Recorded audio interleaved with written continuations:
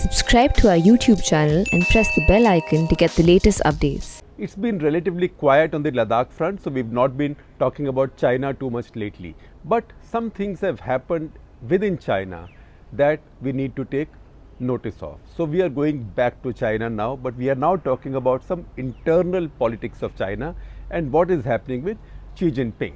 So I'm sure most of you have followed headlines coming out of London. The Guardian has carried this interview with a Chinese scholar called Kai Xia. Now, I may not get my Chinese pronunciations just right, so I apologize to you in advance because it is complicated.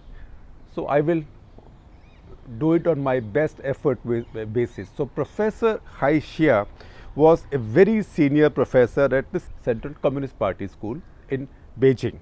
Now, this is a school so reputed and so central. It is to Chinese Communist Party what a top military school might be to any military organization. So everybody coming into that school, that organization in a leadership level has to come through that school. So this is a school that in the past has been headed by Mao Zedong and Hu Jintao, and as recently as until early 2013, it was Xi Jinping himself who was the president of the school, and then he became the president. So this school is that powerful. Now this professor has now been expelled. Why? Because in June some audio recordings of her saying things critical of Xi Jinping and his regime had leaked. So after that she had given an interview to the Guardian, but the Guardian says that she had forbidden them from using it because it might have endangered her or her family, etc. But now she is out of China, so she authorized them to use it, and the Chinese have now expelled her. So she said a bunch of things, and I will list them. Before that, I will tell you a little bit about the school where she comes from, so you can put the importance of what she is saying in perspective. So I told you that this is a school which in the past was headed by Mao Zedong, Hu Jintao, after that by Xi Jinping. Also, this is a school where the current president is Chen Shi. Chen Shi or Chen Shi is a member of the one of the 25 members of the party's Politburo, China's most powerful body. And within the party, within the Chinese Communist Party, he is the head of what is called as Organization Department, which is another name for HR department. So he in fact sits in the Chinese Central Committee of the Chinese Communist Party, looking at HR issues, who goes where, what happens where. So you can understand he is now the president of this Central Party School where Kai Xia was teaching and from where she's been expelled. Now she's not the first academic to be expelled or to be victimized in China. Before that, we spoke to you in one of our episodes about coronavirus outbreak in Wuhan.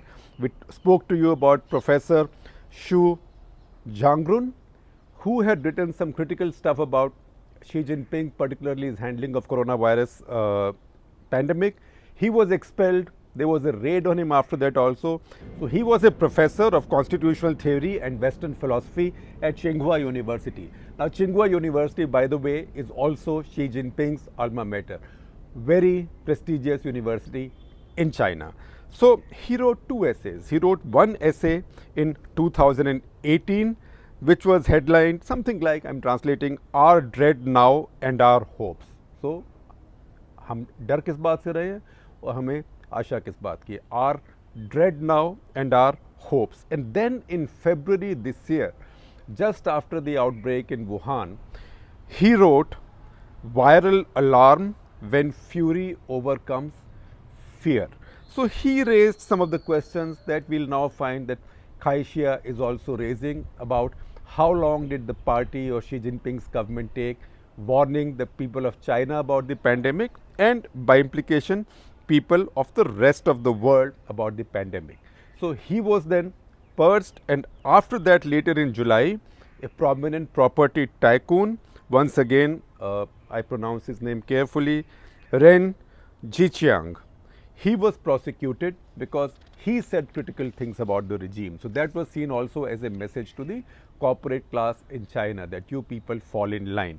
Now, what are the few crucial things that Kai Xia is saying? Now, first of all, it is not the central thing to what she is saying, but it's very important for us in India. And this has been reported by The Hindu, by Anant Krishnan, who is the most reliable and the best informed China correspondent in India. He speaks Chinese, he's worked in China, he's also worked for India Today, briefly for the period when I was there in 2014-15. Now, she said that Xi Jinping has started trouble on the border with India to divert attentions from his domestic troubles. She said that. Now, a lot of people have speculated on that, but she's somebody who's come in from inside. If you take her at her word, she says that. So, for us in India, that's a very important thing. Then she goes on to say, first of all, that she's happy to be expelled, and she says that a lot of her friends are saying they are thrilled that she's been expelled, because they are relieved also that she is expelled. They are cheering her for her courage. Second, she says Xi Jinping is no force for progress of China. He in fact is an obstacle to China's progress. Then she says that his unchecked power has made him mishandle COVID. And what has happened is that she has quoted from a speech in the party magazine, that is Qiushi, Qiushi. So, once again pronunciation, Qiushi. So, this is a speech that the party publication has quoted, in which he said, it's been said that he met the Politburo on January 7. Now, remember, January 7 is before, 3 weeks before he has warned the world that there is a pandemic, and more than 2 weeks before he has warned China and people of Wuhan that this is a new pandemic, and this is before he has told the WHO that it's a new virus. In fact, it's a week before even the Thais have told the WHO that it's a new virus. So, on Jan 7 he held a meeting of the Politburo, and he told them that there is a new problem, this coronavirus problem, and this is how we fight it. So, this speech published in Qiushi, she quotes as indicating that he knew about it much earlier. He could have warned the people of China, Wuhan, and people of the rest of the world much earlier than he did. So, this is a damning indictment for Xi Jinping. Not that he cares that much probably, but it is some evidence from an insider. Then she goes on to say, when no one can oppose him, that means his power is unlimited, and he has made the world China's enemy, or he has made China the world's enemy. Once again, a very significant statement. Then she goes on to say that so total is his control over power that whether it's domestic or foreign affairs, very difficult now for others to limit him. Next point, she says that now you get into a vicious cycle of mistakes, because he takes a wrong decision which has bad results. Nobody can tell him to reverse a decision. So, you follow it up with more bad decisions. Everybody is far too afraid to question him. So, that's why China is heading towards a disaster and isolation.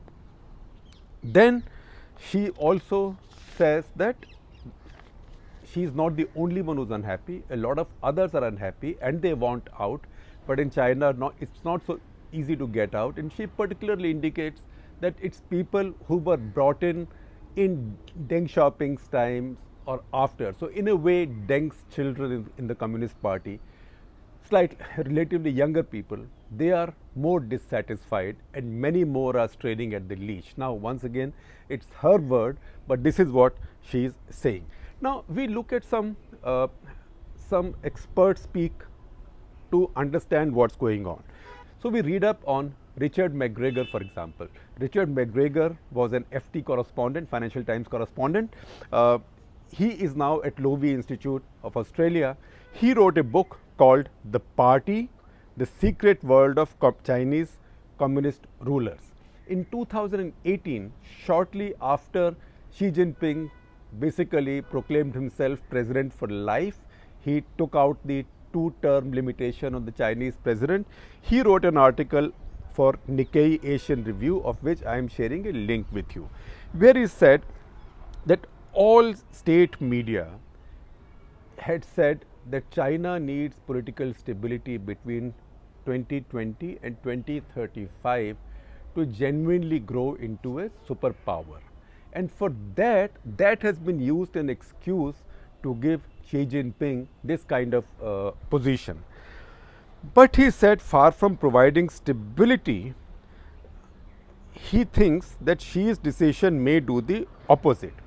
And why does he think so? He says that one of Chinese Communist Party's strengths in recent decades has been to build and manage a system of orderly succession at the top, something that often eluded and defenestrated. Now, I like that expression, defenestrated. It literally means threw someone out of the window.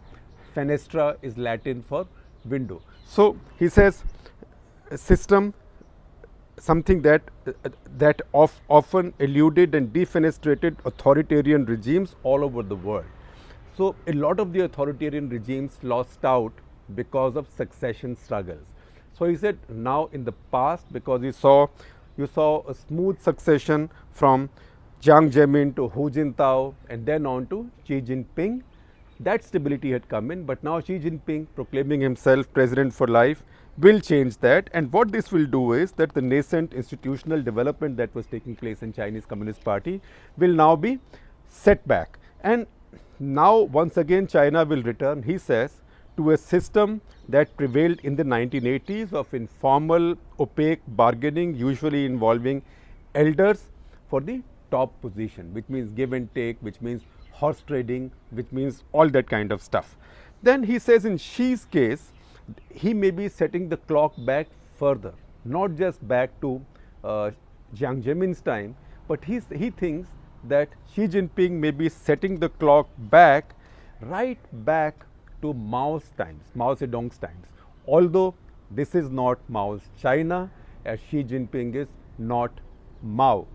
Yet in 2017, when the Central Party Congress took place, which happens once in 5 years, usually it names the successor to follow the current president. But 2017 winter CPC did not name Xi's successor. So Xi Jinping has become, to that extent, in an institutionalized way, much more of a long-term dictator who cannot be questioned, whose word cannot be disputed. And remember, we had once said to you that China does not have democracy anywhere, but there is one place, which is the Politburo and some of those higher councils where there are many voices. Like for Pakistan, we say the only place in Pakistan which has true democracy is the Corps Commanders Committee, because they all decide and they generally go by majority view there. So that also is now being undermined in China by Xi Jinping, if you read the meaning of all these analyses. Then how has Xi consolidated his power to this level? So one of the things he's done is he's used his anti-corruption machinery.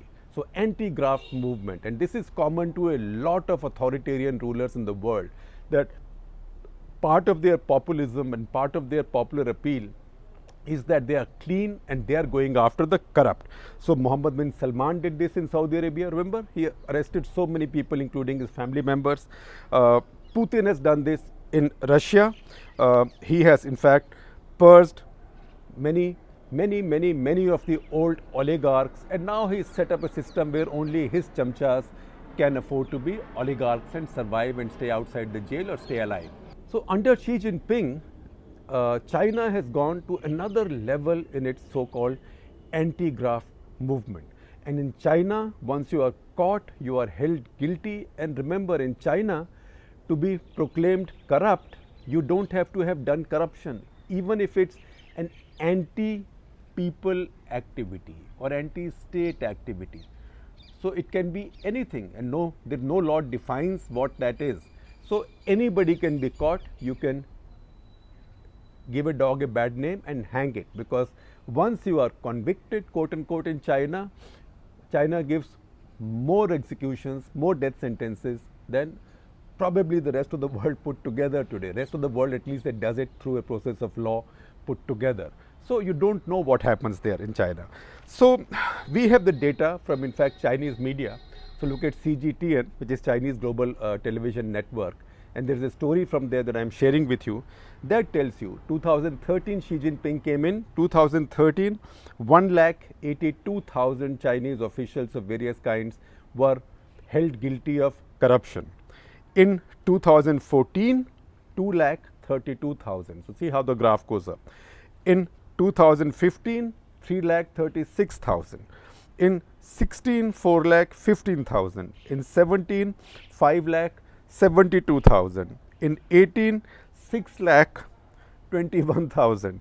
Then in 19, there is a little respite. It's 4,85,000. It's still 500,000 officials in a year. Maybe it's fallen a little bit because, as we say, with COVID has the peak passed. Maybe the peak passed, and more officials that are now surviving in China were appointed by Xi Jinping, or they are his loyalists. So there isn't that many left to fire.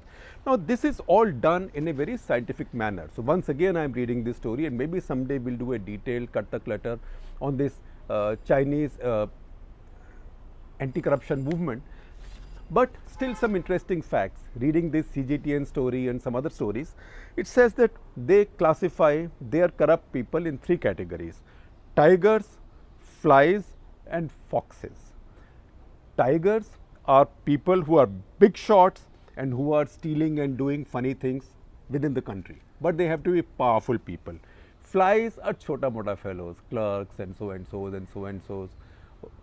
And third are foxes. Foxes are those Chinese officials who are working overseas, or those Chinese people who are expats who are working overseas and who are deemed to be corrupt. So they are caught and they are repatriated back into China.